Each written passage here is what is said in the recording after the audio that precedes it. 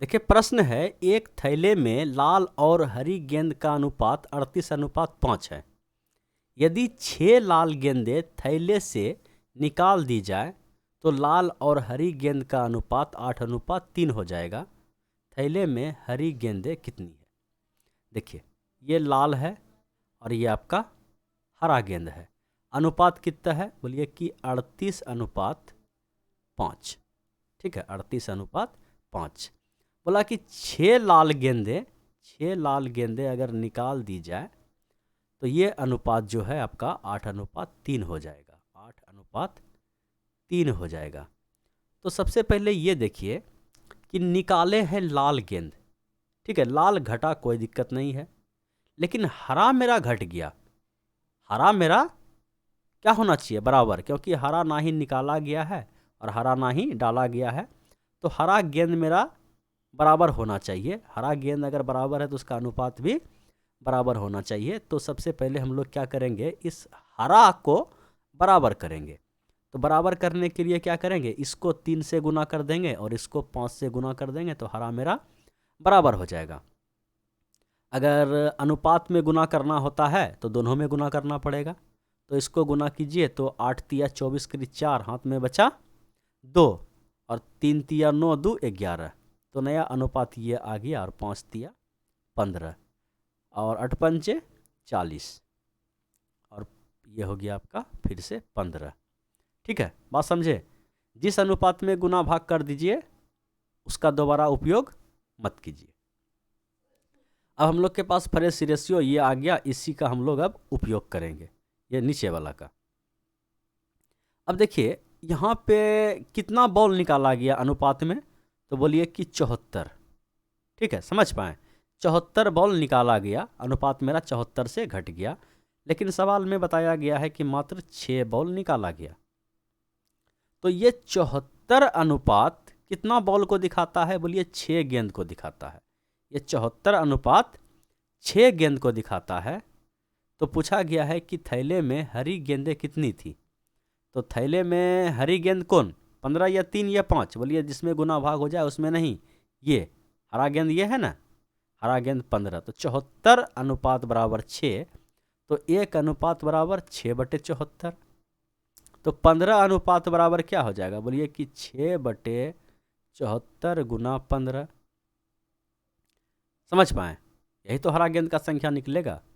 कटने वाला है, कटा दीजिए। बोलिए 2 से कटेगा, ये 3 बार में कटेगा और 2 से ये कितना बार में कट जाएगा? बोलिए कि 3 और 7 37। तो 15 तिया 45/37। 45/37 ऑप्शन नंबर सी है जो है आपका सही जवाब होगा। बोलिए कोई दिक्कत? बोलिए कोई दिक्कत नहीं है। क्वेश्चन नंबर 2 को देखा जाए। प्रश्न क्या है कि 280 पुरुष एक कार्य को 30 दिनों में पूरा करते हैं। 4 दिन काम करने के बाद 80 पुरुषों ने काम छोड़ दिया। शेष कार्य पूरा होने में कितने दिन का समय लगेगा? देखिए टोटल वर्क कितना था? बोलिए कि 280 आदमी का 30 दिन का कार्य था। फिर बताया कि 4 दिन काम हो गया, तो अब जो काम बचा 280 आदमी का 26 दिन का ही कार्य बचा, क्योंकि 30 दिन का कार्य था और 4 दिन काम कर लिया। तो अब जो है 280 आदमी का मात्र 26 दिन का कार्य बचा।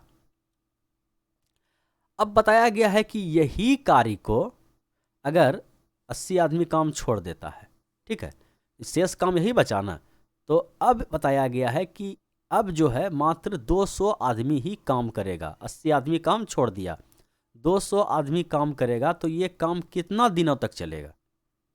समझ पाए? बस इसी को केवल सोल्व करना है और आंसर निकालना है। बोलिए कि 1 0 से 1 0 ये कट गया, ये कट गया आपका 10 बार में, ये कट गया आपका 14 बार में, ये कट गया आपका 5 बार में, ये कट गया आपका 13 बार में। और कुछ कटने वाला है? बोलिए नहीं, गुना करना पड़ेगा। तो कितना हो जाएगा? 14 को अगर 10 से गुना कर दें, 14 ढंग 4 से 4 42, तो ये हो गया 2 8 1 182/5। एक्स का वैल्यू अगर हम निकालना चाहें तो कितना निकलेगा? 182/5। तो इसको भाग भी दे देते हैं 5 से। ठीक है, तो 5 तिया 15 और ये 3 और 6 पंचे 30। ठीक है, ये कितना बचा 2, तो 2 ऊपर 5 नीचे, 36.2/5 दिन लगेगा। बोलिए, बड़ा सिंपल प्रश्न था ना? बोलिए हाँ, MDH पर आधारित था और बड़ा ही आसान प्रश्न था। तो देखिए अब क्वेश्चन नंबर 3 को, और देखिए क्वेश्चन नंबर 3 क्या बता रहा है। बता रहा है कक्षा 10 के छात्रों के लिए एक परीक्षा आयोजित की गई, 96% छात्र पास हुए और 50 असफल रहे। तो 96% अगर पास हो गया तो 4% फेल हुआ होगा, और यही 4% जो है 50 छात्र मतलब फेल हुआ। 96% पास हो गया तो 4% न फेल हुआ, और बताया है 4% जो है 50 फेल हुआ।